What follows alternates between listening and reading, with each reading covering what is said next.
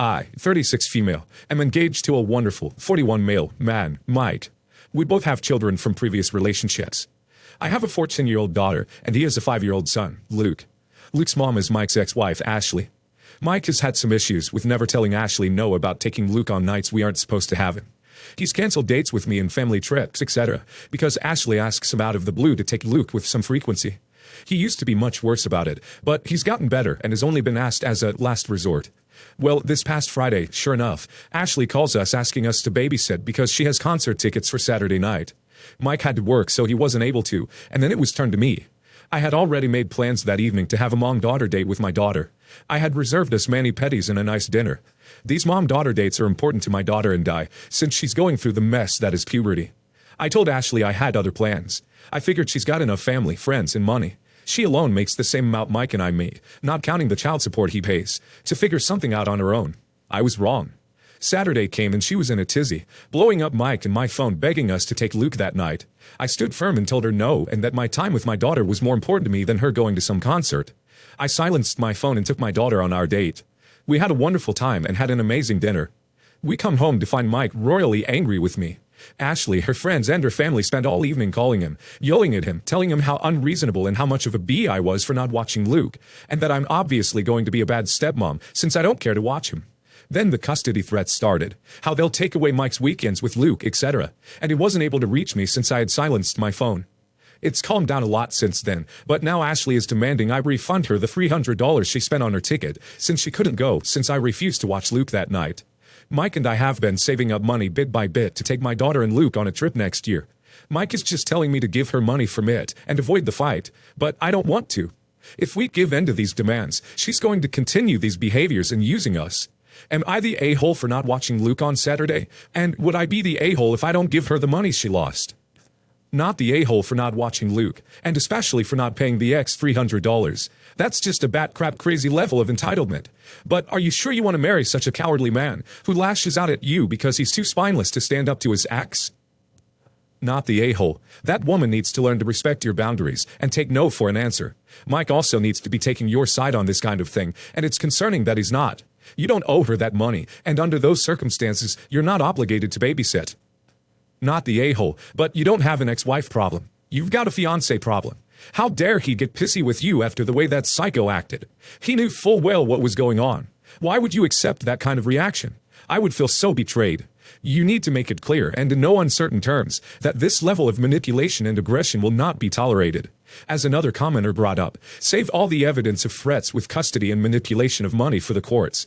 You should both take these threats seriously and get ahead of them by contacting the judge. Do not be passive, and tell your man it's time he stood behind his soon-to-be wife. I and Sierra divorced last year because she used money from our joint account without asking me. She spent it on a boob job because she felt like her boobs had become ugly after pregnancy and breastfeeding. I had been completely against the idea of spending money on a plastic surgery, but she went and got it without my knowledge. I divorced her immediately after coming to know about it. We have a 2-year-old daughter now who we co-parent. I have my daughter over every weekend and I pay Sierra child support. Her job doesn't pay her a lot, but she scrapes by somehow. For the past month or so, she's been leaving our daughter at home more often. When I asked her why, she said that her back was hurting a lot because of the boob job. I said okay and agreed to have our daughter at my home more often. A week ago, she called me asking to pick up our daughter immediately because she wasn't able to even stand up without it paining a lot. I went and picked up my daughter and went home. She didn't call or text me until yesterday. Yesterday, I got a call from her, and she asked me for $4,000. I asked her why, and she said that she couldn't take the back pain any longer and was going to get her breast implants removed. I refused and told her that it's not my problem, and I don't see any reason why I should help her. She pulled the "I'm the mother of your child" card, and I told her I'm only obligated to give her child support and co-parent. She said that it was a very real health issue that she's facing, and I should be willing to help her for the sake of her health. When I refused again, she asked me to loan her the amount. I told her that I don't trust her to pay me back the interest, or even the principal amount. She started crying and cut the call. I've been getting calls from her mother and sister, and they're all calling me a jerk for being so petty. I told them they can pay for her surgery if they feel so bad for her, and I cut the call. I've blocked her sister and mother. I also texted Sierra that she shouldn't try to call me except regarding our daughter. I've not got any calls or text after that. She ignored my last messages too. Am I the a-hole? Edit. The very pregnancy started with her deceiving me. She went off pills and didn't tell me anything about it until the pregnancy test came out positive. Because of her recklessness, I had to take on a second job because we weren't financially prepared for a kid. Then I started saving dollar by dollar so that we'd have enough money to buy diapers, formula, etc. for our daughter and her. Instead of supporting me and saving money, she went and used all those savings for her boob job. She essentially prioritized her looks over our baby's basic needs. I don't care how mentally ill she was. No loving mother would prioritize her own looks over the child's food and health. That's why I divorced her selfish butt. She cannot expect me to treat her well after she essentially took food out of my daughter's mouth for the sake of her vanity. She should be grateful I still talk to her in full sentences. Not the a-hole. She has this pain because she took your money and had a boob job. This ain't your problem. Yeah, she's your ex-wife and mother of your child, but that doesn't mean you've to pay for her medical bills. You're paying for your child's needs and co-parent your child with her. That's enough. You're right. This isn't your problem. Most definitely not the a-hole. Your ex's behavior seems downright manipulative. She's your ex. Her health and life is not your responsibility. The amount of audacity required for her to even ask that, considering you broke up over her taking money from your joint account for this procedure behind your back, is mind-blowing. If you say yes to this, she'll be asking for something else tomorrow. Not the a-hole. Your ex stole money for a boob job you didn't want to pay for from the joint account, and now she expects you to pay to remove the implants. That was the last line for you to divorce her. She should not expect you to pay for a surgery she wanted, and is now getting consequences from it. If she's getting backaches from the implants, it's on her for not doing enough research about the effects, good and bad, after plastic surgery. I, 28 male, have two friends, D, 27 female, and Tommy, 29 male. We've known each other since middle school, and make a point to make time to keep in touch and eat out at least once a month, but often twice. We live a 40-minute drive apart, but it's worth it to keep the friendship alive. This died down during the virus, but we're back at it semi-regularly again. I'm single, aromantic. They've never made me feel like a third wheel. This isn't a date I'm invading. It's decompression time for friends to have a nice meal and maybe a few drinks. After the virus, Dee never went back to working. They both seem to be okay with this, and she enjoys the housemaking life. That's their thing, not my problem. The problem is that when the bill comes, Tommy asks for it to be split 2 ways, or it will just be split that way because only 2 of us walked up to the pay counter. First 2 times I shrugged it off, half of her meal comes to less than $7, and I usually have a singular beer while they have soda, so my portion is probably $2 to $3 higher anyways. It all came to a head this weekend when we went to a nicer place that just opened up in the area. At $50 a head, I couldn't help but speak up when he tried to tell the waitress to split the bill 2 ways. I did the math at the table, and just what I had came out to $67. A third of the bill was $71. I told him I'd either pay the third even, though it's more than my portion, or just go Dutch. I didn't care either way since it was close. He was absolutely appalled, told me it was embarrassing that I had done all this in front of Dee, knowing that she wasn't working, and made a snide remark about how I make more than him anyways. To a snide remark, I said something I maybe shouldn't have, about the fact that I'm not the one who married her, so why should I subsidize her unless she's coming home with me half the time? I paid my portion and left. Now he's texting me incessantly about how I embarrassed the duck out of him in front of his wife, and I should have been a man about the situation and split the bill between the men, like it's proper to do. The more I think back, the more I realize this has happened since college, too. He and I would split the cost for pizza, and she would come eat, too. You can call me the a-hole for what I said. I'll accept that. But am I the a-hole for setting the bill in front of her? She's known me just as long as he has. Maybe I should have just paid it then and settled it later. Rude and sexist, not the a-hole. Etiquette and morality place the responsibility of paying for his wife's meal on him, and his wife, not you. The default is always paying for what you order only, unless otherwise agreed. Since the inequitable bill splitting was a long-standing habit, you might have texted them a heads up first that won't be how you are doing things going forward. But honestly, that would not likely have cut down on the drama. Text him back that you value their friendship, but you've been feeling taken advantage of for a while because you've come to understand that what he is doing with the check is neither fair nor normal. Adults of all genders pay for what they order, and couples and families pay for what they as a group order. Tell them you love them and want to keep eating out with them, but this is the way payment will be handled going forward, and that is not open for discussion, period. End of conversation.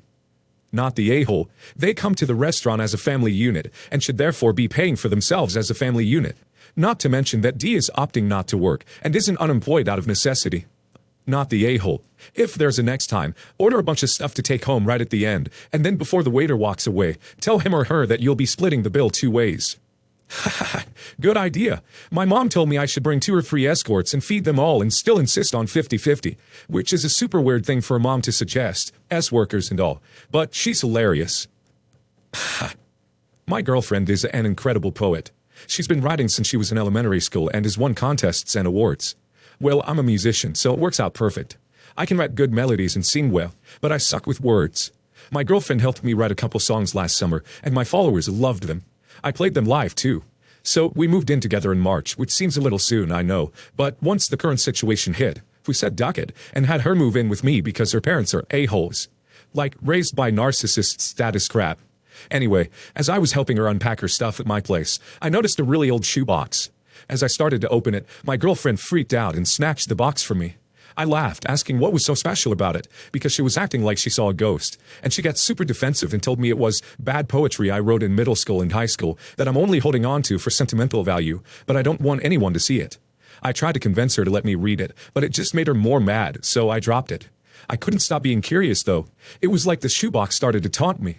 I eventually waited till she went to work from home on her laptop in the spare bedroom to finally go through all the notebooks.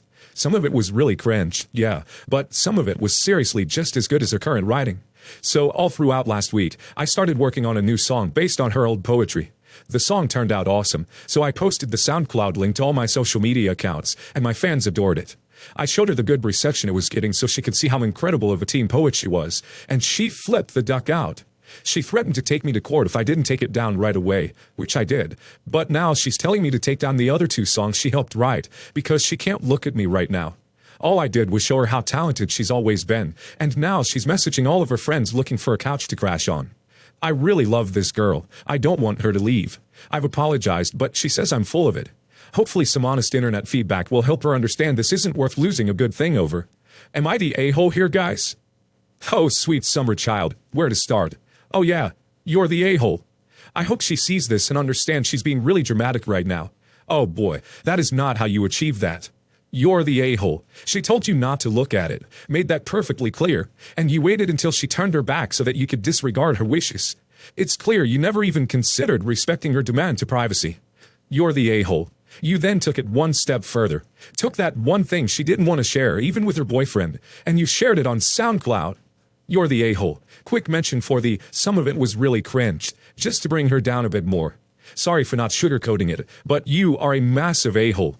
If I were her, I would never be able to trust you ever again. This is one of the most narcissistic am I the a-holes I've read in a long time. Again, you're the a-hole. You're the a-hole. Not only is this plagiarism, you expressly went against your girlfriend's wishes regarding her own private material. You still don't seem to understand how wrong what you did was. So I'm not surprised she doesn't think your apology is genuine. The least you can do is take down the song she collaborated on, while you ruminate over why it's not acceptable to go behind your girlfriend's back, rummage through her personal belongings, and steal her words, particularly after she has clearly and firmly said no. You're the a-hole. She said no, end of story. A lot of time, poetry can be very emotional for the writer. Depending on why she wrote it, it can be the reason she doesn't want to hear it. Stop. You're selfish.